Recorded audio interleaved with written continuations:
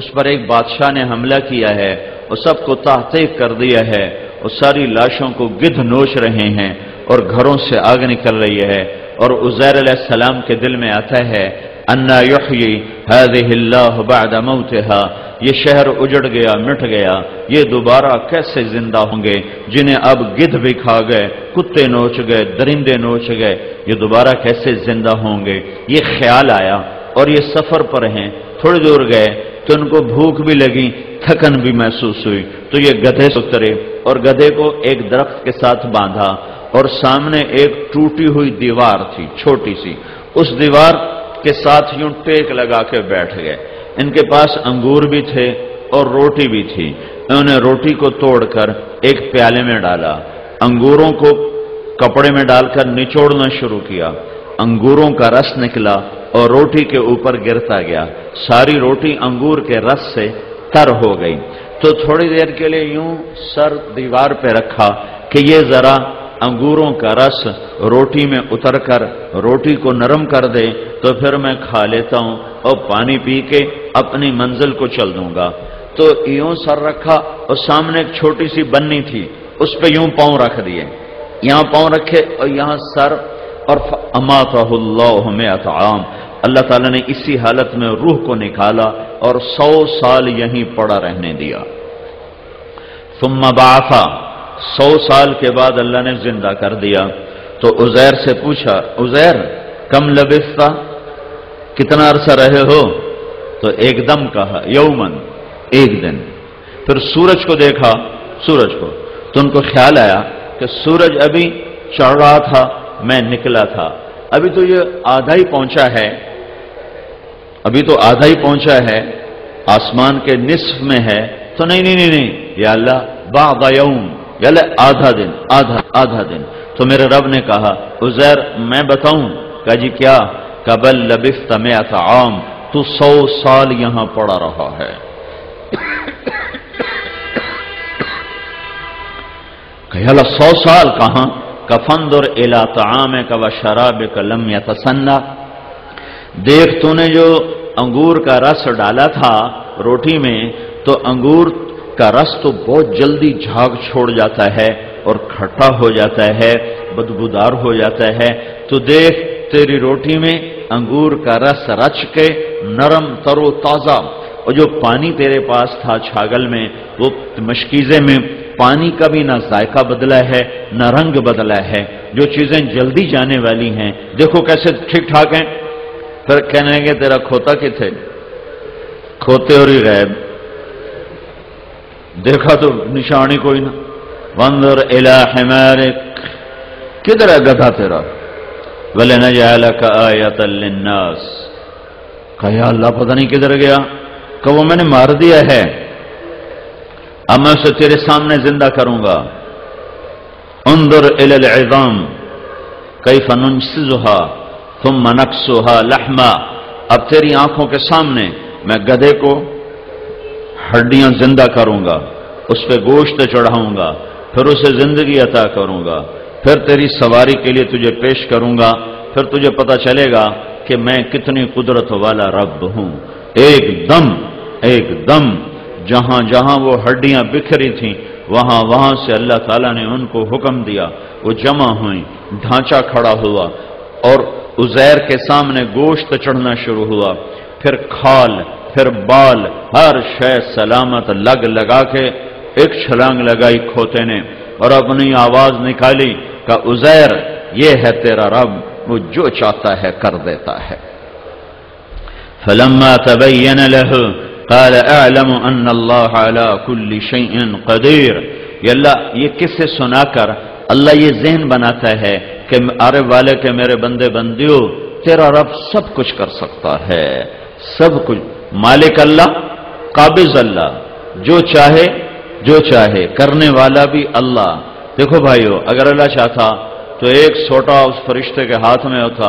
اور ہم سب کو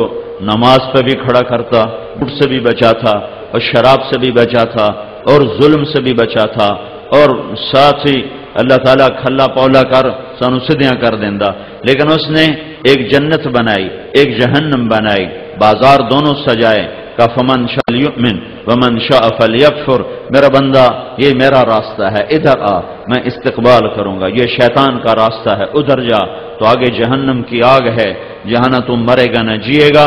تو اللہ تعالیٰ نے ذہن بنایا اور قرآن میں کھول کھول کے بیان فرمایا کہ اللہ جب چاہتا ہے، جو چاہتا ہے وہ ایسے کر دیتا ہے کہ کوئی چیز اس میں رکاوٹ نہیں ہے، حائل نہیں ہے۔ جس سے لوگ بڑے بڑے لوگوں سے تعلق کیوں بناتے ہیں؟ صدر سے تعلق بناؤ، وزیر سے بناؤ، ایم پی اے سے بناؤ، ایم این اے سے بناؤ، ڈی پی او سے بناؤ، ڈی آئی جی سے بناؤ، آئی جی سے بناؤ، جھوٹے سلام، جھوٹی خوش آمدیں، منافقانہ مسکراہٹیں، کس لیے؟ کہتے ہیں کہ یہ سب کچھ کر سکتے ہیں، یہ سب کچھ کر سکتے ہیں، انہوں کو اسی کم کٹھاونا ہے، کم کٹھاونا ہے، لہذا ان کے طواف بھی ہو رہے ہیں، ان کے پھیرے بھی لگ رہے ہیں، اور پھر اس سے منافقت بھی جنم لیتی ہے، ظلم و ستم بھی جنم لیتا ہے، اور اللہ سے دوریاں جنم لیتی ہیں۔ تو لہذا اللہ ہر مرد عورت کا یہ ذہن بناتا ہے کہ میرے بندے اور بندیوں، کرنے والا اللہ ہے، اللہ اللہ اللہ اللہ اللہ ہے، اللہ جس کا شریک وزیر مشیر کوئی نہیں، جس کا بیوی بچہ کوئی نہیں، زمان و مکان سے پاک ہے، اپنے کرنے میں خود مختار ہے، مشورہ نہیں کرتا، رائے نہیں لیتا، نیند اونگ تھکن تھکاوٹ سے وہ پاک ہے، جو چاہے کر دے، جو چاہے کر دے۔ دنیا کا تجربہ ہے، آگ میں جانے والا جل جاتا ہے۔ ایک ہستی ہے ابراہیم علیہ السلام، جو آگ کے شعلوں کے اوپر اٹھتے ہیں، اور آگ اتنی بلند ہے کہ اوپر سے اڑتا ہوا پرندہ بھی جل کے اس میں گرتا ہے۔ جب یہ آگ کے شعلوں کے اوپر آتے ہیں تو اوپر سے آگ والے رب کا امر آتا ہے، کونی بردن و سلاما، بردن و سلاما، ٹھنڈی بھی ہو، سردی نہ لگے، گرمی بھی نہ لگے، معتدل ہو جا۔ تو ابراہیم علیہ السلام آگ کے ڈھیر پر جب پہنچے ہیں تو انگاروں پر گرے نہیں ہیں، گرے نہیں، آگ کے شعلوں نے ابراہیم علیہ السلام کو ایسے تھاما جیسے ماں اپنے بچے کو ہاتھوں پہ تھام لیتی ہے، اور بڑے پیار سے آ کر انگاروں پر بٹھایا، اور جبریل اترے اور کرتا پہنایا، اور پر مارا، چشمہ نکلا، پر مارا، انار کا درخت نکلا، 40 دن بٹھا کے کھلایا ہے، 40 دن بٹھا کے کھلایا ہے۔ اذهبوا بقمیصی هذا فالقوه على وجه ابی یات بصیرا، یہ کرتا یوسف علیہ السلام کے پاس تھا۔ جب یعقوب علیہ السلام کی آنکھیں چلی گئیں یوسف کی جدائی میں رو رو، اور پھر بھائیوں کی اور یوسف کی پہچان ہوئی، پھر معافی تلافی ہوئی، تو پھر یوسف علیہ السلام نے وہ کرتا نکالا، کہ یہ میرا کرتا لے جاؤ اور میرے ابا کی آنکھوں پہ لگانا، تو اس کے ساتھ ہی ابا کی آنکھوں کی بینائی واپس آ جائے گی۔ تو یہ وہ کرتا تھا جو اللہ نے ابراہیم علیہ السلام کو آگ کے ڈھیر پر پہنایا۔ یہ قرآن کی ذہن سازی کہ سب کچھ اللہ کرتا ہے۔ آدم سے لے کر آدم علیہ السلام اور حوا سے لے کر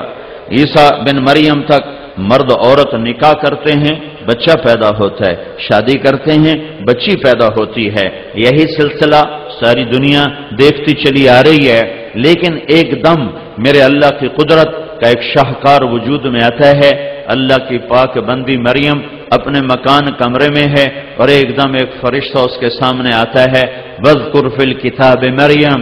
یاد تو کرو مریم کا قصہ، یاد تو کرو مریم کا قصہ۔ کبھی فرصت ہو تو قرآن کھول کے بیٹھا کرو، اللہ کی قدرت اور شہنشاہی کے نظارے اس میں دیکھا کرو۔ حضرت علی کا فرمان ہے،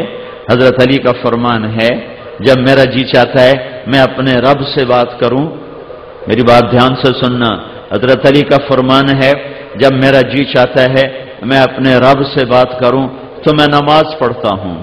نماز میں میرے اللہ سے گفتگو ہوتی ہے، میں اپنے رب سے بات کرتا ہوں۔ اور جب میرا جی چاہتا ہے کہ میرا اللہ مجھ سے بات کرے، میرا مالک مجھ سے بات کرے، میرا رب مجھ سے بات کرے، تو میں قرآن پڑھتا ہوں۔ جب تم قرآن پڑھتے ہو تو اللہ تم سے بات کرتا ہے۔ پر ہماری کم قسمتی ہے، نہ پڑھنے والے رہے نہ سمجھنے والے رہے، صرف